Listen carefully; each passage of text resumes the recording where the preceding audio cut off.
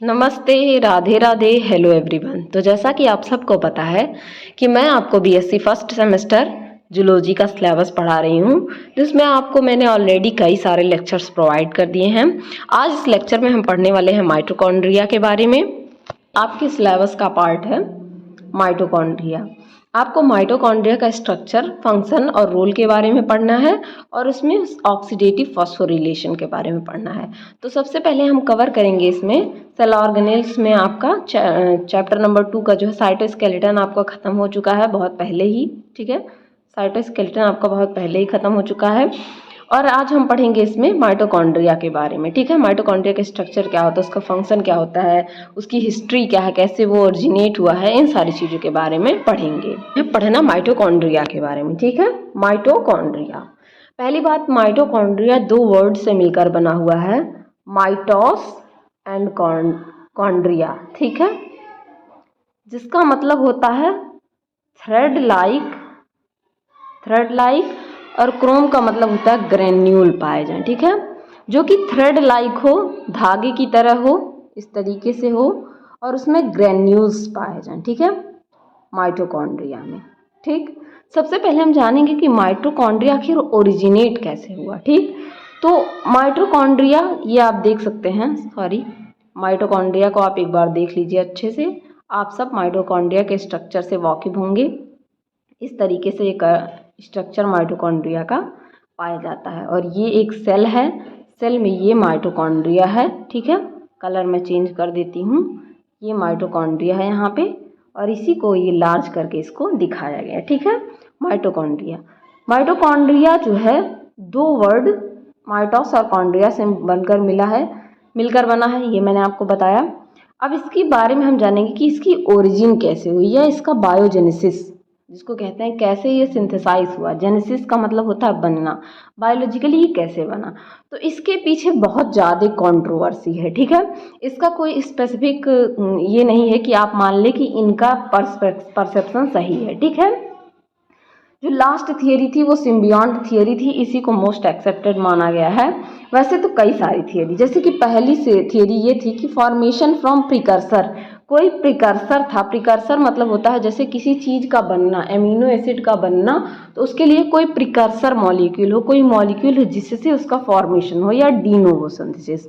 और ये बात प्रपोज की थी नेविकॉफ ने 1961 में और इसको सपोर्ट किया था लेनिंजर ने। यहाँ पे जी के ई के बाद आर लगेगा, Lehninger, the most famous scientist of book biochemistry. Biochemistry जब आपको पढ़ना है तो वहाँ पे लेनिंजर की बुक आपको पढ़नी ही पढ़नी है, चाहे आप हायर लेवल के लिए स्टडी करें या बीएससी के लिए स्टडी करें। लेनिंजर की book one of the best book है बायोकेमिस्ट्री। ठीक है, तो इसको प्रपोज किया था नेविकॉफ ने 1961 में, सपोर्ट किया था लेनिंजर ने। ठीक है, दूसरी theory I formation from other cell organelles.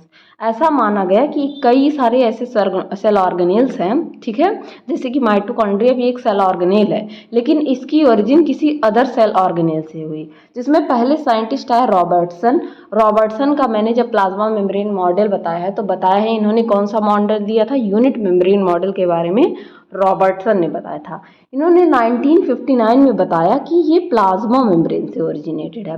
Plasma membrane का स्ट्रक्चर तो आप सबने पढ़ रखा होगा, प्रीवियस क्लास तो आपने देखी ही होगी। दूसरे साइंटिस्ट आए बेड 1964 में, इन्होंने कहा कि इसका जो है ओरिजिन एंडोप्लाज्मिक रेटिकुलम, जिसे कि आप ER भी कहते हैं शॉर्ट फॉर्म में, उससे हुआ है। तीसरे साइंटिस्ट आए बेल एंड मोहले थेलर 1962 में। इन्होंने बताया कि जो न्यूक्लियस था, न्यूक्लियस उसके ऊपर जो न्यूक्लियर इन्वेलप पाया जाता है जिससे कि वो कवर्ड होता है, उसका फॉर्मेशन जो है माइटोकॉन्ड्रिया का इससे हुआ। फिर नेविकॉफ और थ्रेड गोल्ड। ठीक है, यहाँ पे आप थ्रेड में टी को लार्ज लिखिएगा, मतलब कैपिटल लेटर में, क्योंकि कभी भी साइंटिस्ट का नाम स्मॉल लेटर से नहीं लिखा जाता है, यहाँ मिसप्रिंट हो गया है। इन्होंने बताया कि इसका जो है ओरिजिन कहाँ से हुआ, गोल्गी बॉडी से हुआ। ठीक, तो ये तो हो गया कि किस तरीके से किसी सेल ऑर्गेनेल से माइटोकॉन्ड्रिया की ओरिजिन हुई है। ठीक है, ये बात यहाँ तक। फिर तीसरा आया कि इनका जो फॉर्मेशन है वो प्री एग्जिस्टिंग माइटोकॉन्ड्रिया, यानी कि पहले से, जैसे इवोल्यूशन की थियोरी में बताया गया था कि इस तरह से स्पर्म होता है और स्पर्म में एक छोटा सा आदमी प्रेजेंट होता है जो बाद में चलकर बड़ा आदमी बनता है। ये पहले जब इवोल्यूशन की थियोरी बताई गई तो बहुत सारे साइंटिस्ट ने पहले ये माना, ठीक है, जो कि एकदम ही रॉन्ग थियोरी थी। ठीक उसी तरीके से कुछ लोगों ने ये माना कि पहले से माइटोकॉन्ड्रिया प्रेजेंट रहता है, उसी से नए माइटोकॉन्ड्रिया का फॉर्मेशन होता है, और ये बात कही लक एंड क्लॉडे ने। ठीक है, चौथी थियोरी आई इवोल्यूशन की थियोरी की। इवोल्यूशन के बेसिस पे तो माना गया कि इनका इवोल्यूशन बैक्टीरिया से हुआ है, ठीक है, कि ये बैक्टीरिया से जन्मे हैं। ये बात नास एंड सागर ने कही। लास्ट थियोरी आई सिम्बियोंट थियोरी, जिसको सागर ने ही कहा कि माइटोकॉन्ड्रिया जो है इनका evolution endosymbiotic purple non sulphur bacteria से हुआ है, पर्पल नॉन सल्फर बैक्टीरिया से हुआ है। ठीक है, ऐसा इनका मानना था। तो ये कुछ थियोरी थी कि जिनके बेसिस पे आप कह सकते हैं कि ओरिजिन कहाँ से हुआ। तो लास्ट जो थियोरी है हम उसी को मानेंगे कि यही एक अच्छी थियोरी दी। बात करते हैं हिस्ट्री की, माइटोकॉन्ड्रिया की हिस्ट्री के बारे में क्या क्या बातें कही गई हैं। तो पहली बात तो कोलिकर और फ्लेमिंग दो साइंटिस्ट आए, पहली बार इन्होंने ही माइटोकॉन्ड्रिया को ऑब्जर्व किया, फर्स्ट ऑब्जर्व, और इन्होंने उस समय से नाम दिया फिला, क्योंकि ये फिलामेंट की तरह दिखता था, तंतु की तरह दिखता, तो इन्होंने नाम दे दिया फिला। अल्टमान एक साइंटिस्ट आए, इन्होंने इसे नाम दिया बायोप्लास्ट। ठीक है, फिर बेंडा एक साइंटिस्ट हुए, इन्होंने इसे नाम दिया माइटोकॉन्ड्रिया। अब आप सोच रहे होंगे ये सब पढ़ने का क्या मतलब है। यहाँ से क्वेश्चन पूछे जाते हैं which scientist give the name mitochondria, तो आपको पता होना चाहिए कि बेंडा ने। First who observe first the mitochondria, Kolliker and Fleming ने। रिगार्ड ने इसे केमिकल नेचर के बारे में बताया कि इसका केमिकल नेचर कैसा है, इसके केमिकल नेचर को भी मैं आपको पढ़ाऊंगी। होगबूम एटॉल ने आया, इन्होंने कन्फर्म किया कि इसमें सेलुलर रेस्पिरेशन होता है। सेलुलर रेस्पिरेशन का मतलब जैसे कि ऑक्सीडेटिव फॉस्फोरेशन, क्रेब्स साइकिल, जिनके थ्रू क्या होता है एटीपी, जो कि हमारी एनर्जी की करेंसी है, वो क्या होता है जनरेट होता है इसी के थ्रू। ठीक है, तो इन्होंने बताया कि इसमें सेलुलर रेस्पिरेशन की प्रोसेस सेलुलर लेवल पे, सेल में जो है रेस्पिरेशन किस में होता है, माइटोकॉन्ड्रिया में। एक सेल है, सेल में कई सारे सेल ऑर्गेनेल्स हैं, उसमें माइटोकॉन्ड्रिया में क्या होता है, रेस्पिरेशन होता है। ठीक है, आगे हम इसमें पढ़ने वाले हैं माइटोकॉन्ड्रिया के बारे में थोड़ा सा जानेंगे कि माइटोकॉन्ड्रिया को सिंगुलर यानी कि अगर एक वचन में कहा जाए तो इसे माइटोकॉन्ड्रियान भी कहा जाता है, माइटोकॉन्ड्रिया या माइटोकॉन्ड्रियान कहा जाता है। ठीक है, एक इसका स्ट्रक्चर आप और देख सकते हैं, ये स्ट्रक्चर इसमें आपको मैं थोड़ा दिखाऊं किस तरीके से ये स्ट्रक्चर है माइटोकॉन्ड्रिया का। यहाँ पे आउटर मेम्ब्रेन पाई जा रही है, ये अंदर की इनर मेम्ब्रेन पाई जा रही है, ग्रेन्यूल्स पाए जा रहे हैं। F1 पार्टिकल के बारे में पढ़ेंगे जब आप ऑक्सीडेटिव फॉस्फोरिलेशन पढ़ेंगे तो वहाँ इसका बहुत ज़्यादा यूज है। ETC साइकिल पढ़ेंगे, इलेक्ट्रॉन ट्रांसपोर्ट चेन पढ़ेंगे तो वहाँ पे इसका बहुत रोल है। ये मैट्रिक्स है, इसका बीच में पूरा भरा हुआ मैट्रिक्स है। ठीक है, और ये जो फोल्डिंग पाई जाती है इस तरीके से माइटोकॉन्ड्रिया में फोल्डिंग पाई जाती है इस तरीके से, इसको क्रिस्टी कहा जाता है, और ये इसका राइबोसोम बीच बीच में पाए जा रहे हैं। ठीक है, तो ये माइटोकॉन्ड्रिया का एक स्ट्रक्चर है। आगे बात करते हैं तो माइटोकॉन्ड्रिया दो वर्ड से मिलकर बना हुआ है, माइटो एंड कॉन्ड्रियान, जिसका मतलब होता है थ्रेड एंड ग्रेन्यूल। ये बात मैंने पहले ही बताई, और ये ग्रीक वर्ड से मिलकर बना हुआ है। ठीक, ये सबसे इसेंशियल ऑर्गेनिज्म माने जाते हैं, बहुत इसेंशियल हैं भाई। एनर्जी जहाँ से जनरेट हो रही है वो ऑर्गेनिज्म तो इसेंशियल माना ही जाएगा। और इनके डिस्ट्रीब्यूशन की बात की जाए तो ये थ्रू आउट साइटोप्लाज्म, पूरे साइटोप्लाज्म में ये सेल हो गया। ठीक है, सेल के पूरे साइटोप्लाज्म में ये बिखरे रहते हैं। ठीक है, ऐसा नहीं है कि स्पेसिफिक जगह पे पाएंगे, जैसे कि एनिमल सेल और प्लांट सेल में न्यूक्लियस क्या होता है, एनिमल सेल में बीच में पाया जाता है, सेंटर में न्यूक्लियस पाया जाता है, जबकि प्लांट सेल में पेरीफेरी पे पाया जाता है। ऐसा माइटोकॉन्ड्रिया को लेकर कोई कॉन्सेप्शन नहीं है, ये थ्रू आउट कहीं भी पाए जा सकते हैं साइटोप्लाज्म में, चाहे वो प्लांट में हो, चाहे एनिमल में हो, चाहे प्रोटोजोन सेल्स में। ठीक, और बात की जाए ये कहाँ पे एब्सेंट होते हैं, यहाँ से क्वेश्चन जरूर पूछा जाता है। प्रेजेंट तो हैं हर जगह, ये बात आप सबको पता है, लेकिन कहाँ नहीं प्रेजेंट होते हैं ये जरूर पूछा जाता है। तो ये बैक्टीरिया में, कुछ बैक्टीरिया में और जो मल्टी सेलुलर ऑर्गेनिज्म हैं, जिन मल्टी सेलुलर में हम लोग आते हैं, ह्यूमंस हो गए, डॉग्स हो गए, उनके आरबीसी में ये नहीं पाए जाते हैं। जो आरबीसी की सेल्स होती हैं उनमें ये नहीं पाए जाते, ठीक है। इनको बायोकेमिकल मशीन के नाम से भी जाना जाता है। क्यों जाना जाता है बायोकेमिकल मशीन के नाते? क्योंकि ये क्या करते हैं, ये रिकवर करते हैं एनर्जी को। जो आप खाना खा रहे हैं उसमें से एनर्जी को रिकवर करते हैं क्रेब्स साइकिल और रेस्पिरेटरी चेन के थ्रू, ठीक है। रेस्पिरेटरी चेन ऑक्सीडेटिव फॉस्फोराइलेशन के बारे में आप पढ़ेंगे। उसके थ्रू ये क्या करेंगे, फूड स्टफ्स से जो भी आप खाना खा रहे हैं उससे ये एनर्जी को क्या करते हैं, निकालते हैं।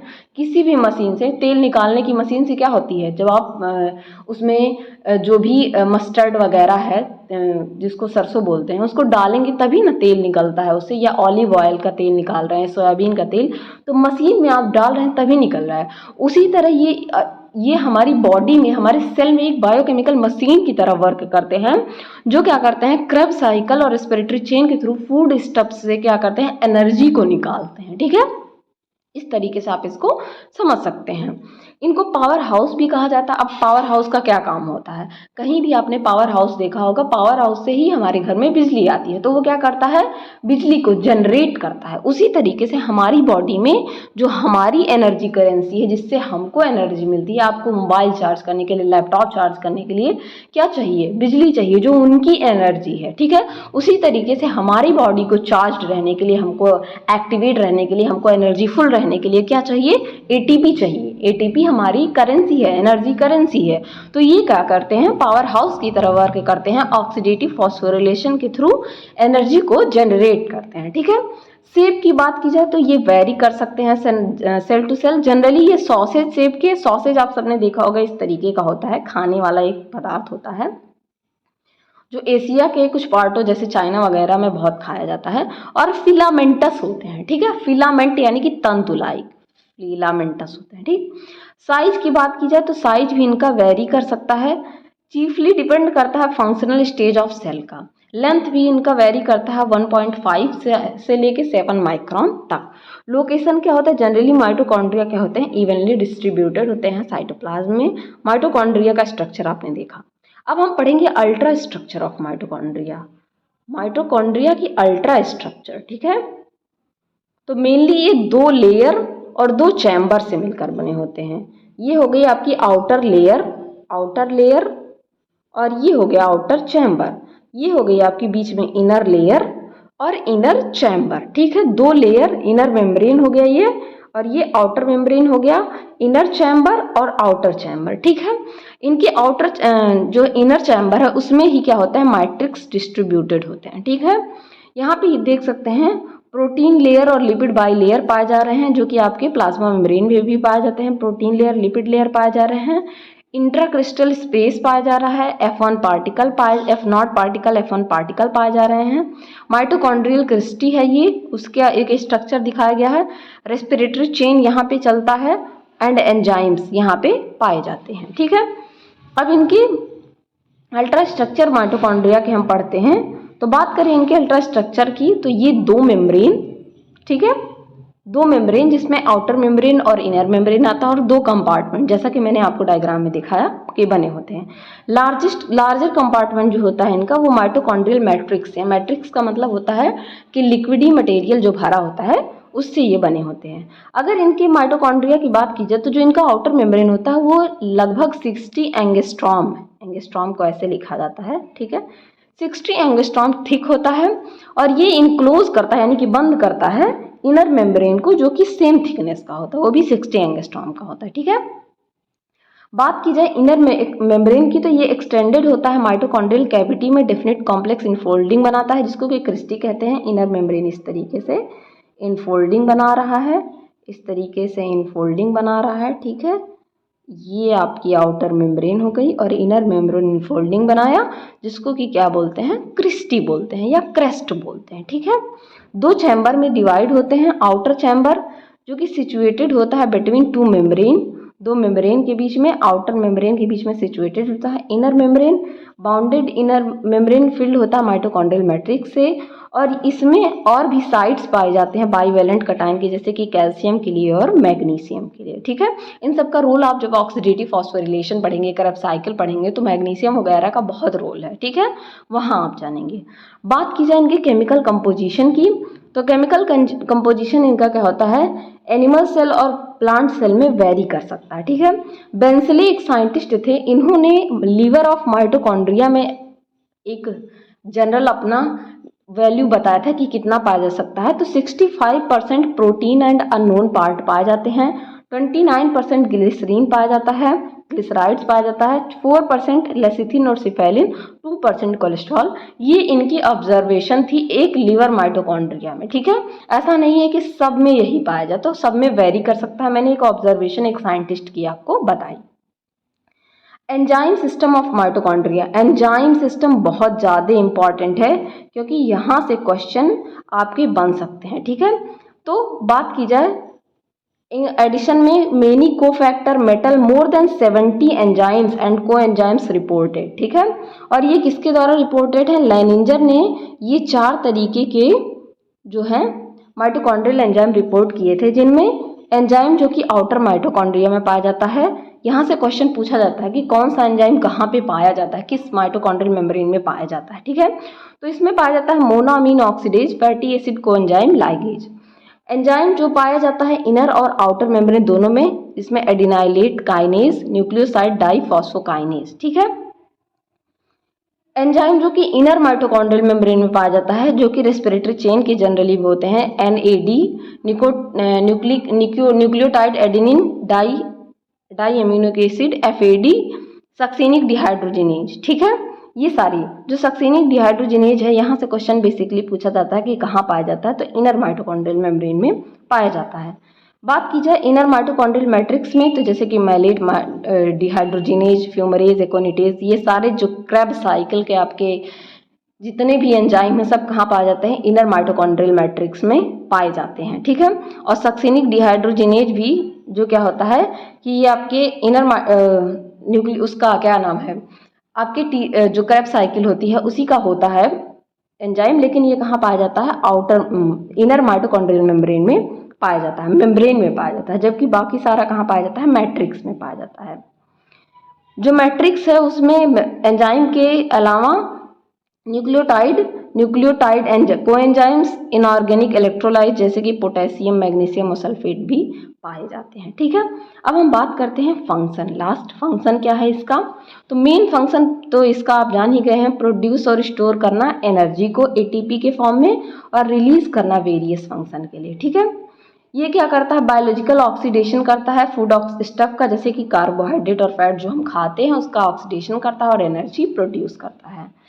आफ्टर कंप्लीट ऑक्सीडेशन के बाद कार्बन डाइऑक्साइड और वाटर के फॉर्म में ये रिलीज होता है। Oxygen used during oxidation and H2 released. ठीक है, इनमें से जो है ऑक्सीजन क्या होता है, यूज हो जाता है ऑक्सीजन में, और हाइड्रोजन क्या होता है, रिलीज हो जाता है। हाइड्रोजन बाद में इलेक्ट्रॉन और प्रोटॉन में कन्वर्ट होता है, जो कि हमारी बॉडी में फर्दर इलेक्ट्रॉन ट्रांसपोर्ट चेन वगैरह में, इलेक्ट्रॉन ट्रांसपोर्ट चेन नाम ही है उसका, तो उसमें यूज हो जाते हैं। ठीक है, mitochondria performs various function like oxidative phosphorylation, electron transfer chain, ये सारे फंक्शन ये परफॉर्म करता है।